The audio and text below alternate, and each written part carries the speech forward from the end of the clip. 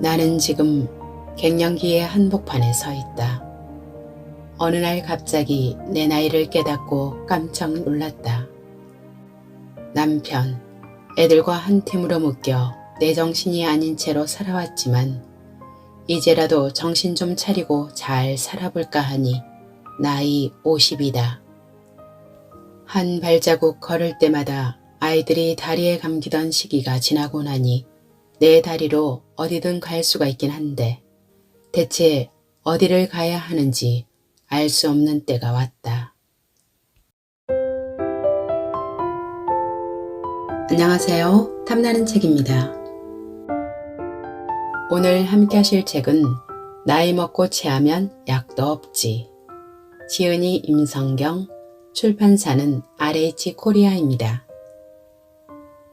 임성경 작가는 TV 드라마 신세대 보고 어른들은 몰라요. 이것이 인생이다. 부부클리닉 사랑과 전쟁 극본을 썼고 애니메이션 시나리오를 쓰고 소설과 동화, 에세이 등 다양한 장르의 글로 활동 중이신데요. 이 책은 누구나 가장 열심히 그리고 꾸준히 먹고 있는 나이 먹는 일에 대해 유쾌하고 발랄하게 풀어낸 에세이입니다. 책을 읽다 보면 마치 무슨 말을 해도 맛깔나게 풀어내는 그러면서도 삶의 지혜를 주는 그래서 닮고 싶은 옆집 언니의 수다를 듣는 기분이 드는데요. 자, 그럼 임성경 작가의 이야기 속으로 들어가 볼까요? 탐나는 책과의 데이트 시작하겠습니다.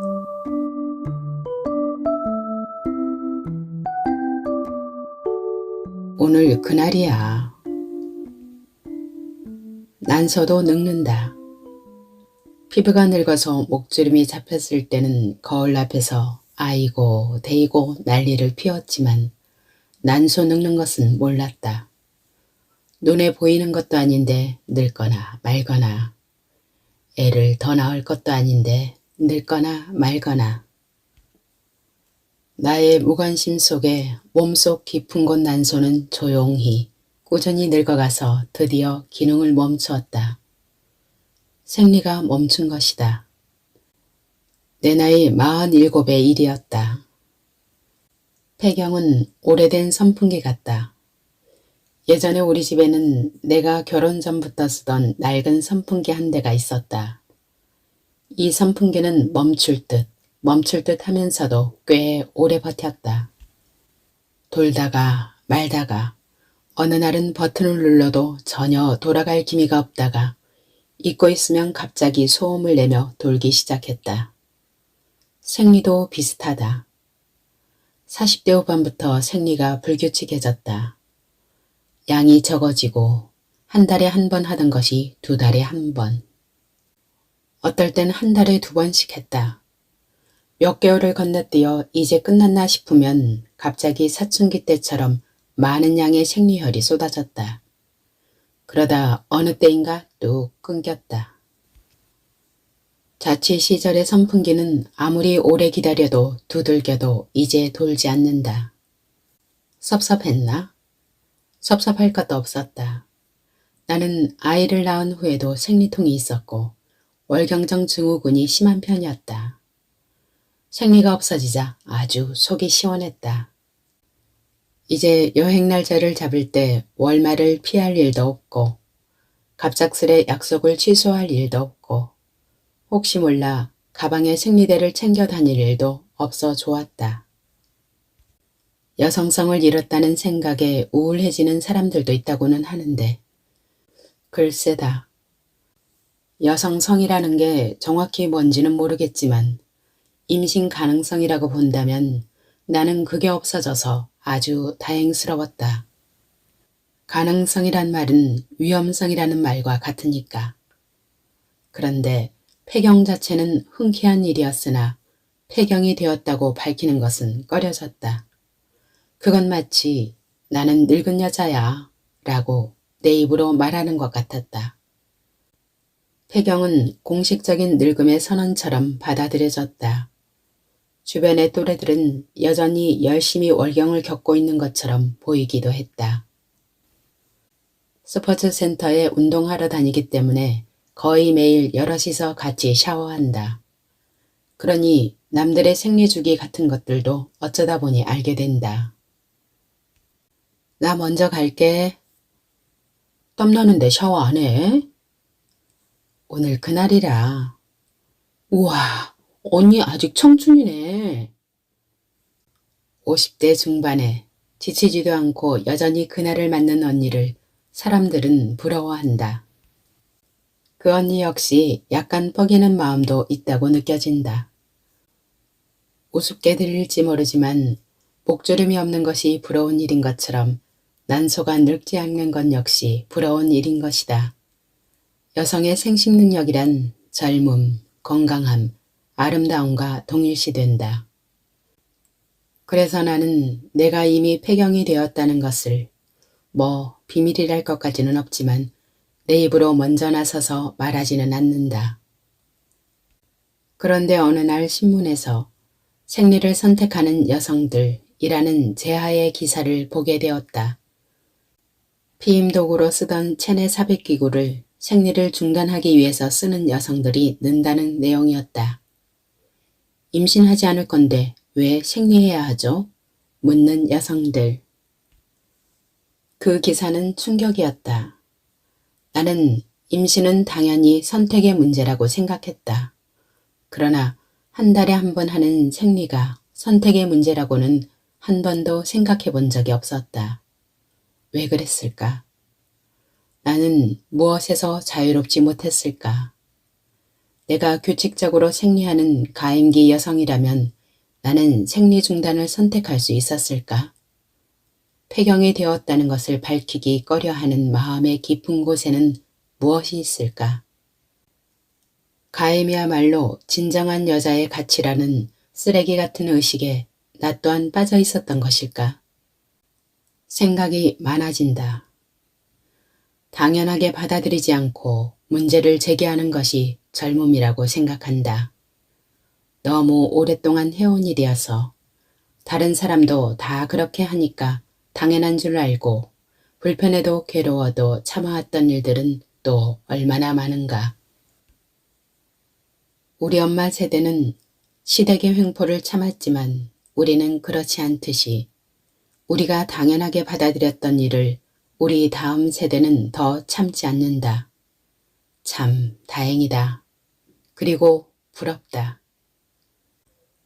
여전히 왕성히 생리 중인 스포츠 센터 언니도 부럽고 생리 중단을 선언하는 젊은 여자도 부러운 종잡을 수 없는 어지러운 폐경기 한가운데 내가 서 있다.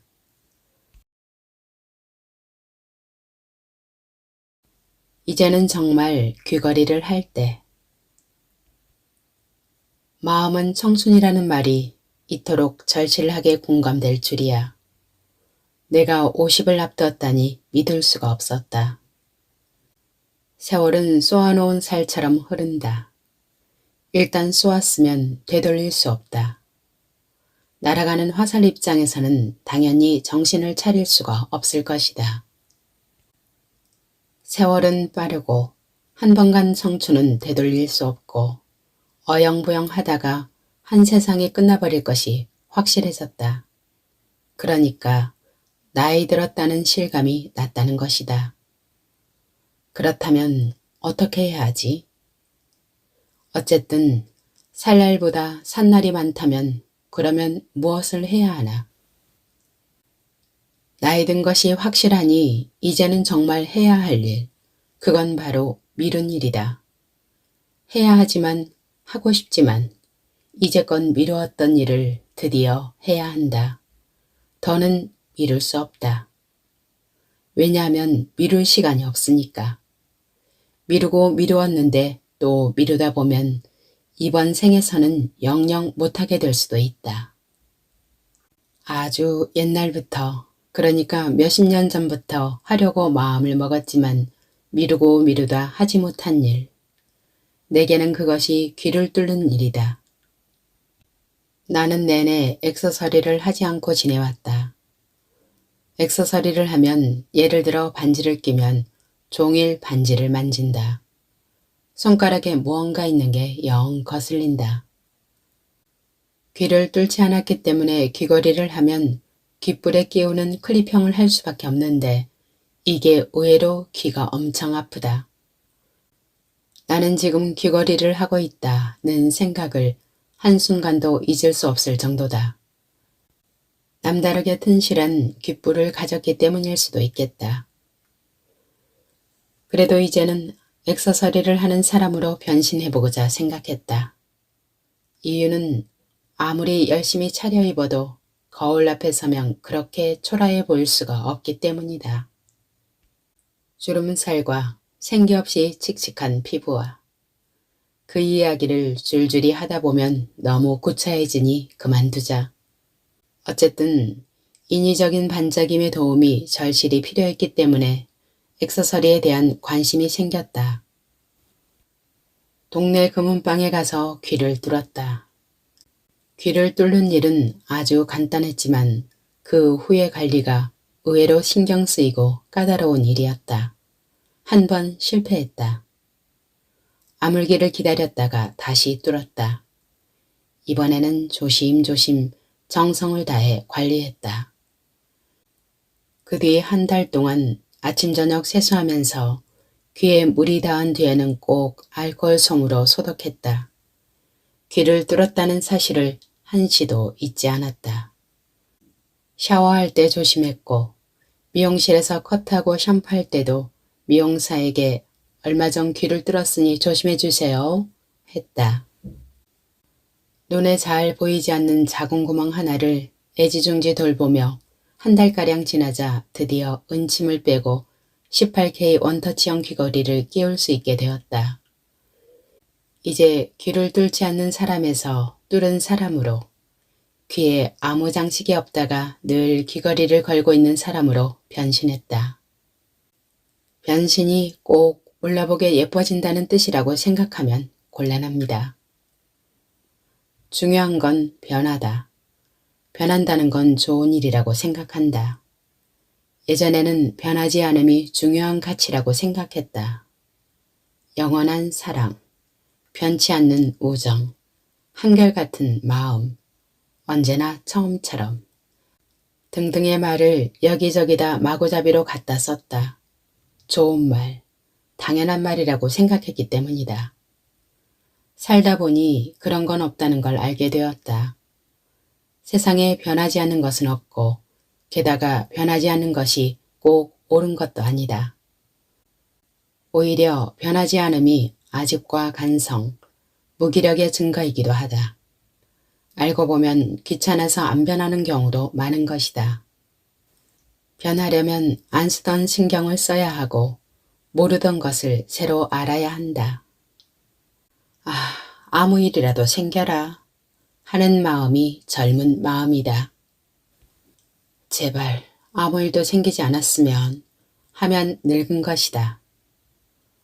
젊은 시절에는 저지르는 일이 가능했다. 망할 때 망하더라도 한번 해보는 것. 회사를 퇴직하고 창업하는 일. 하던 일을 그만두고 세계여행을 떠나는 일은 한 살이라도 젊을 때 하는 게 좋을 것이다.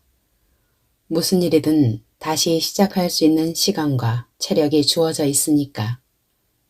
그러나 나이 들어 무슨 일을 저지르면 수습할 수 있는 시간과 체력이 부족하다. 나이가 들수록 모험보다는 안정을 택하려는 경향은 어쩔 수 없는 일이다. 그렇지만 그래서 그게 경향성으로 굳어졌기 때문에 아주 사소한 변화조차 시도하지 않게 된 것은 아닐까? 이를테면 헤어스타일 같은 것들. 젊었을 때는 이것저것 시도해보기도 하지만 마음에 들고 잘 어울리고 무난한 한 가지 스타일을 정하면 10년, 20년 그 스타일을 고수한다. 그까짓 헤어스타일, 액세서리, 스커트 길이 정도야 변화를 주어도 되지만 변하지 않는 것이 일종의 습관처럼 굳어진 것이다. 하지만 작은 것이라도 의도적으로 변화를 주는 것은 생활을 신선하게 만들어준다. 매번 가는 산책길도 조금 다른 길로 들어서 보면 다른 풍경이 보인다. 동네 천변을 걸을 때 늘 왼쪽 길로 갔다가 돌아올 때 오른쪽 길로 왔다면 이번에는 오른쪽 길로 시작해서 왼쪽 길로 돌아오기만 해도 안 보이던 것들이 보인다. 무엇을 어떻게 하기 위해서가 아니라 그냥 변화 자체가 재미있으니까 시도해 보는 것이다. 별 이유도 없이 이제껏 그렇게 살았으니까 그냥 계속 하는 것이라면 별 이유도 없이 바꿔보는 것도 괜찮지 않을까. 액세서리라고는 할 줄 모르는 사람이었지만 이제는 시간 날 때마다 액세서리 판매대를 기웃거리는 사람으로 변했다. 마음만 먹으면 되는 아주 쉬운 일이다. 어쨌든 귀를 뚫었다. 지금은 귀걸이가 2개뿐이지만 더 살 거다. 누가 내게 뭘 선물할지 고민된다면 귀걸이를 사다오. 스마트해야 스마트폰 쓰나요? 물건을 사면 사용 설명서를 꼼꼼히 보는 사람이 있고 그렇지 않은 사람이 있다. 나는 그렇지 않은 사람이다. 사용 설명서들은 글씨가 너무 작다. 어떤 것은 정말로 읽는 것이 불가능할 정도로 작다. 이건 정말 읽으라고 넣어둔 것일까 싶다. 너무 두툼해도 읽기 싫다. 읽어도 무슨 말인지 모를 때도 많다. 나는 그냥 분에 조립하지 말 것, 물에 닿게 하지 말 것 정도의 유의사항만 보고 치워버린다. 기계류에 대한 공포는 예전부터 있었다. 예전에는 그 공포의 내용이 내가 뭘 잘못 만져서 이게 고장나지 않을까 였다. 이제는 그 공포의 내용이 내가 뭘 잘못 만져서 뭔가 지워지지 않을까로 바뀌었다. 연락처, 사진, 원고들이 어느 날 갑자기 다 사라질 수도 있다는 생각만 해도 등골이 서늘해진다. 그러니 컴퓨터와 스마트폰은 가장 가까이에 두고 온종일 쓰면서도 여전히 낯을 가리는 기계류다. 그리고 스마트폰. 아무리 스마트해도 본질은 폰인데 요즘 사람들은 그걸 폰으로 잘 사용하지 않는 것 같다. 내 아이들만 해도 스마트폰으로 통화하는 건 거의 볼 수가 없다. 나는 전화기로 열심히 쓰고 있다. 그 외 밴드나 카톡도 하고 사진도 찍고 게임도 하고 음악도 듣고 메일도 주고받고 이모저모 잘 쓴다. 얼마 전에는 드디어 은행 앱도 깔았다. 솔직히 돈을 전화기로 주고받다니 그렇게 간편하다니 저항감이 있었던 게 사실이다. 내가 돈을 주고받는 게 이렇게 쉬우면 그 사이에 누군가가 끼어들어 돈을 가로채가는 것도 엄청 쉬울 게 아닌가 싶었다. 그래서 조금 버텼지만 워낙 게으른 성품이라 편리함이란 유혹을 당해낼 수는 없었다. 스마트폰을 사용한 지 10년쯤 되어 가니 이제는 이 기계를 어느 정도 다루게 되었다. 그러나 몇 년 전만 해도 나는 새 전화기를 장만할 때마다 모든 것을 아들에게 전적으로 의존했다. 새 폰에 열광하는 모모가 달려들어서 패턴 설정을 하고 앱을 깔고 화면을 보기 좋게 정리해주고 음악을 다운받아 주었다.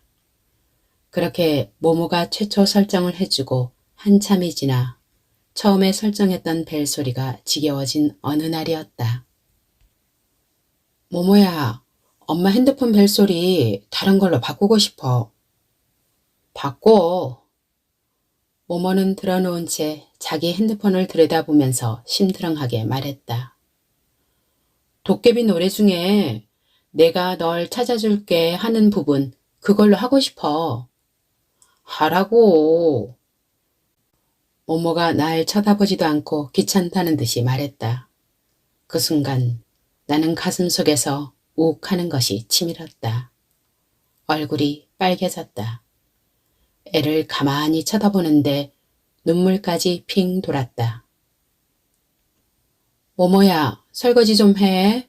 했는데 이따가 라고 대답한다든가 제제, 빨래 좀 개줄래?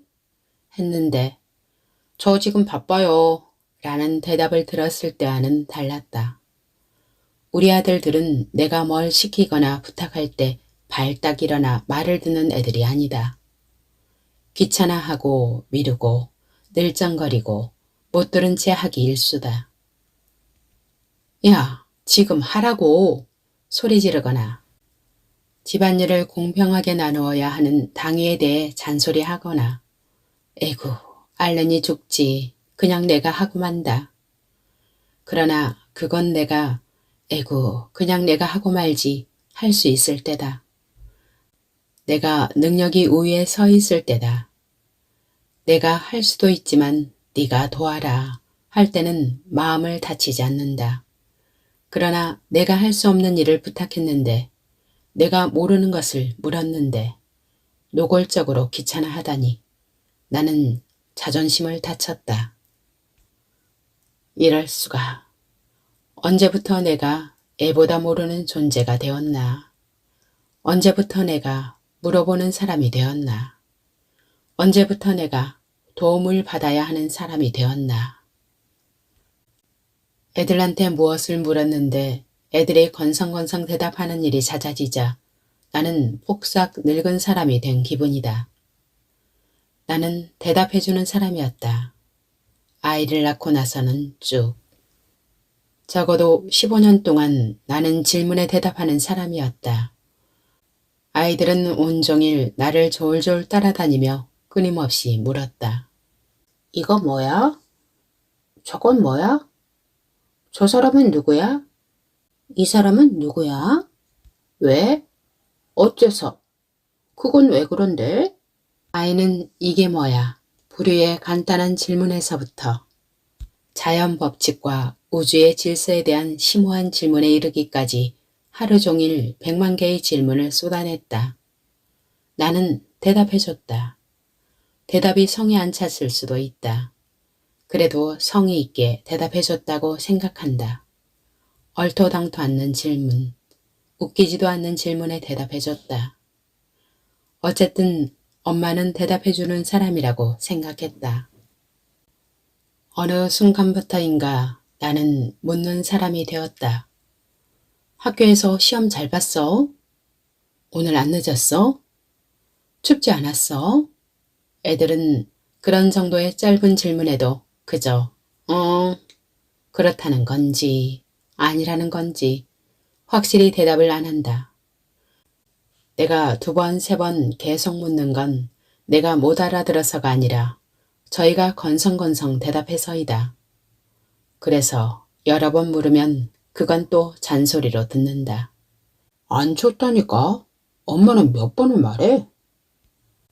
추웠거나 말았거나 밥을 먹었거나 말았거나 관심을 끊을 수도 없으니 나는 묻고 또 묻게 된다. UFO에 대해서 알아본답시고 검색창에 한글로 UFO라고 쓰던 무식한 것들이 이제는 엄마를 뭘 모르는 사람 취급하다니. 엄마는 아이돌 그룹 멤버 이름을 모르고 힙합은 전혀 모르며 게임 캐릭터를 모르고 컴퓨터를 조립한다는 건 꿈도 못 꾸고 최신 스마트폰의 기능을 모른다. 그건 어쩌면 자연스러운 과정일 것이다. 나는 점점 더 모르는 사람이 되겠지. 신문, 방송에는 저게 지금 뭐라는 건지 알아들을 수 없는 말들이 점점 많아진다. 별로 알고 싶지도 않은 이야기들이다. 대체 비트코인이 뭐며 감자도 아니고 캐기는 뭘 캔다는 얘길까? 그렇게 구세대가 되어 가겠지. 그러나 내가 구세대임을 인정하는 것과 아이들이 나를 뭘 잘 모르는 옛날 사람 취급하는 것은 다른 문제다. 나는 자존심 상하고 속 쓰리고 더럽고 치사해서 열심히 스마트폰을 연마했다. 내가 몰라서 못하는 줄 알아? 안 해봐서 그렇지. 해보면 다 한다고. 벨소리 좀 바꿔주는 게 그렇게 어렵냐? 나는 너 어릴 때 먹여주고 입혀주고 오렌지 속껍질까지 까다 바쳤다. 그러나 이놈의 스마트폰은 배워도 배워도 끝이 없다. 애들한테 뭘 묻지 않고 내가 알아서 하고 싶어도 하다 보면 또 아쉬운 게 생긴다. 나는 모모가 컨디션 좋아 보이는 때를 골라 또 묻는다. 모모야, 카톡 캡처는 어떻게 해?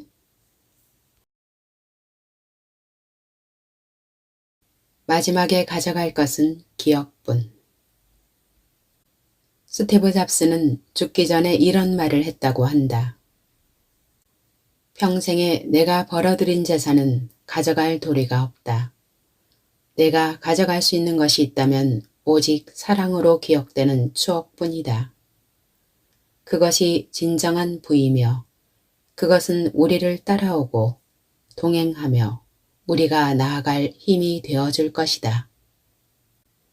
인터넷에 돌고 있는 말이라 스티브 잡스가 실제로 그런 말을 했는지는 확실하지 않다. 아무튼 죽기 얼마 전에 찍은 듯 앙상한 두 다리를 드러내고 간병인의 부축을 받아 겨우 서 있는 그의 사진을 보며 나는 눈물이 났다. 어떤 면에서 스티브 잡스는 세상을 바꿨다라고도 말할 수 있는 그런 사람인데 그의 사진과 말에서는 허무가 느껴졌다. 그의 말처럼 마지막에 가져갈 수 있는 것은 기억뿐이다. 사랑으로 기억되는 추억, 감동했던, 가슴을 울렸던, 강렬하게 느꼈던 어떤 순간이 추억이라는 이름으로 오래 남는다. 간직할 순간이 많은 인생, 남아있는 기억이 많은 인생이 부유한 인생이다. 특별하게 살아야, 남다르게 살아야 기억이 많은 것은 아니다. 그보다는 생겨난 기억을 흘려보내지 않고 잘 가지고 있는 것이 중요하다. 기억은 수집하는 것이다. 수집을 취미로 가진 사람은 많다. 예전에 친정아빠는 수석을 모았다. 무늬가 멋지거나 특이하게 생긴 돌을 모아 장식장에 진열해 놓았다. 틈틈이 돌들을 다 꺼내서 물로 씻고 마른 천으로 깨끗하게 닦았다. 엄마는 북엇국을 끓일 때면 그 돌 중 맞춤한 모양을 가진 것을 꺼내서 북어를 두들기는 데 썼다. 망치로 두들기면 쇠냄새가 나서 못 쓰고 나무 방망이도 별로 효과적이지 않고 그 돌이 딱 좋다는 것이다. 그거 쳐다보고만 있으면 뭐 할 거냐고 필요한 데 쓰면 더 좋지 않느냐고 해서 아빠도 별말 안 했다. 수석처럼, 피규어처럼, 골동품처럼 좋은 기억, 행복한 기억도 수집하는 것이다. 저절로 모인다기보다는 애써 모으고 잊히지 않도록 잘 관리하는 것이다. 수집은 원래 정리와 보관이 중요하다. 중구난방 모아만 둔다고 되는 것이 아니라 자꾸 꺼내서 닫고 제자리를 찾아주어야 한다. 그리고 필요할 때 꺼내어 쓰는 것이다. 행복감이란 의외로 디테일에 좌우된다. 좋은 사람들과 캠핑을 가면 밤에 별도 봐야 하고 이왕이면 모닥불도 피워야 한다. 와인도 한잔하면 좋고 멋진 잔에 마시면 더 좋다. 완벽하게 느껴지는 순간을 위해서 짐이 되더라도 와인잔을 챙기는 수고를 하는 것이다. 피크닉을 가려고 대바구니와 예쁜 피크닉 매트를 사는 일. 바닷가에 여행을 가서는 리본 달린 밀짚 모자를 쓰고 바람에 날리도록 긴 치마를 입는 일이 다 마찬가지다. 마음에 드는 그림을 세밀히 그려놓고 세부 설정에 맞게 충실히 준비한 다음 내가 그 그림의 주인공이 되면 그 순간은 한 장의 풍경화로 마음속에 남는다. 그림 같은 기억을 붙잡았다 하더라도 그게 언제까지고 남는 것은 아니다. 기억은 휘발성이 강하다. 기억을 수집하여 오래 간직하는 방법으로는 글쓰기만 한 것이 없다. 글을 쓰는 동안에 세세한 기억을 불러오게 된다. 그 순간의 감정이 고스란히 되살아나기도 한다. 몇 번이고 다시 읽어볼 수도 있다. 언제까지고 잃어버리지 않을 나의 수집품을 가질 수 있다.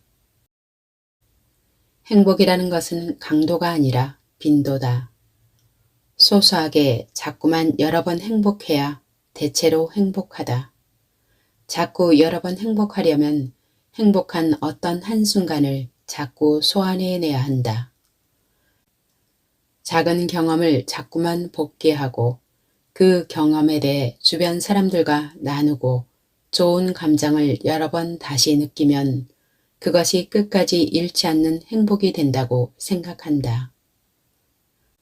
나는 때때로 기억이라는 수집품을 꺼내어 닦는다. 들여다보고 어루만지며 아낀다.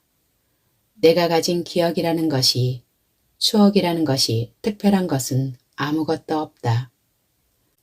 나는 남들 가는 곳에 가고 남들 보는 것을 보며 다른 이들과 비슷하게 느낀다. 어쩌면 진보하기까지 한 인생이다.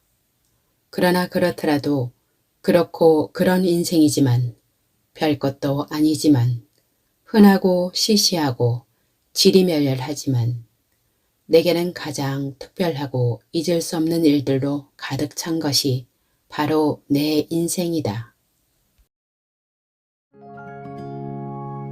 오늘의 낭독 여기까지입니다. 끝까지 함께 해주셔서 감사합니다.